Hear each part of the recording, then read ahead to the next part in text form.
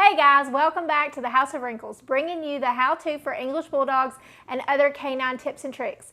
Today we're going to get a little more in depth about allergies and how to tell the difference between seasonal allergies and food allergies, so stay tuned.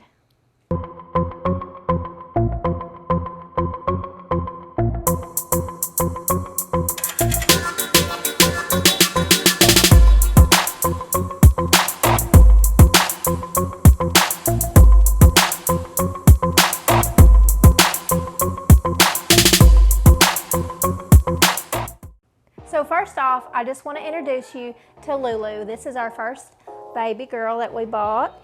And just to give you a little bit of background, when we first decided we wanted an English Bulldog, we did not think about breeding or anything like that. We found her on the internet, Craigslist or something, I don't know. We went and got her that day. She's not AKC registered. We have no idea who her parents are or what her genealogy is. We know nothing about her background.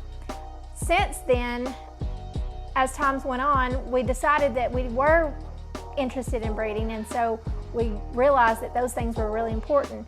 And to just kind of give you a little bit of the difference, Lulu has had the most problems out of all of our babies.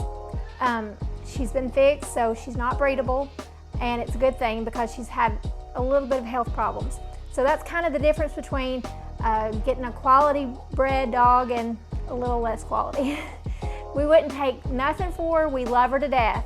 She's an awesome dog, but we have had a lot of trouble with her allergies, which is why she's not on camera very much. Recently, we've struggled and we've fought and we've researched and we've dug and dug and dug and tried different things. And we just wanted to bring to you kind of what we've learned and what's helped us. We're not vets by any means. We do get our vets' opinions and we do take our dogs to the vet, but sometimes with allergies, it's a trial and error. So we just want to kind of share with you guys what we've learned. And if you're suffering, or if your dog is suffering with allergies and you're suffering along with your dog, then maybe something we say today on this video may help. So a couple of ways to tell the difference between food allergies and seasonal allergies. We just rolled into spring and now we're kind of getting into summer. And you might have noticed that your dog is starting to itch a little bit. So the difference between seasonal and food is food will attack your dog's skin all over, not just on the underbelly, but all over, and also cause really bad ear infections. So that's the two typical things you see with food allergies, and obviously they don't come just in the spring or summer, they're all year long. So basically if your dog's suffering in the wintertime, it's probably food and not seasonal. Now with seasonal allergies, you'll notice like a small rash on the underbelly, like back and through here, and maybe just like little red bumps. But typically seasonal allergies do not give your dogs ear infections. How to tell if your dog has an ear infection is they will have a lot of buildup, not just your regular dirt buildup, because that's very normal, but it'll be red, their ears will be hot, and you can actually see a little bit of swollenness on the inside of the ear.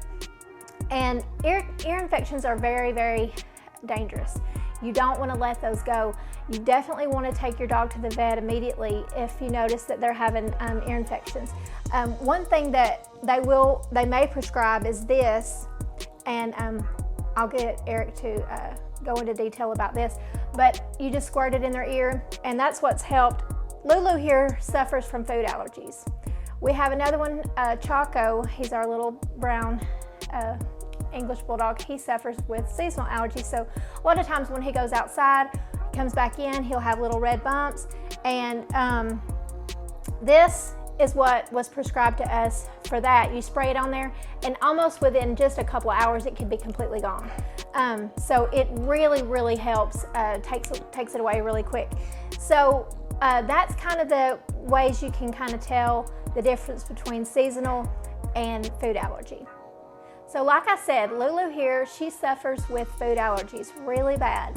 And we've touched on food allergies in some of our other videos, and we've gave you some tips and tricks on maybe some different foods that you can try. What we've learned through this process with her is her skin would get these circular lesions around all over her body, and the fur would just fall out and it would be almost crusty. I looked it up at first when I didn't realize what it was, and at first I thought it was ringworm, but come to find out it was definitely food allergies. We took her to the vet and the vet gave us an antibiotic. Now, a lot of dogs can take antibiotics. You can put it in peanut butter, you can put it in cheese, you can hide it. With Lulu, she is completely stubborn. She knows when you're trying to give her a pill. It was a nightmare. So I decided, instead of giving her an antibiotic, clearing it up, then it coming right back, I wanted to get to the bottom of it. I wanted to help her. I wanted her not to suffer. I didn't want to have to keep taking her to the vet over and over. I wanted to get to the root of the problem. So what I did was I started experimenting with different foods.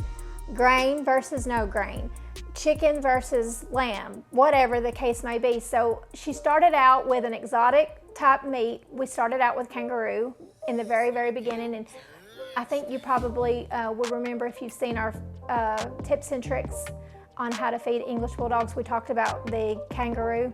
Well, I realized that dogs who suffer with allergies extremely bad, like her, can actually develop an allergy to a protein or a meat after time. A few months, a year down the road, all of a sudden they're breaking out. You don't know what's going on. The food never bothered them before, and now all of a sudden they're having these issues. Her ears were completely a wreck. She had so many ear infections, I couldn't keep up with it. She was suffering.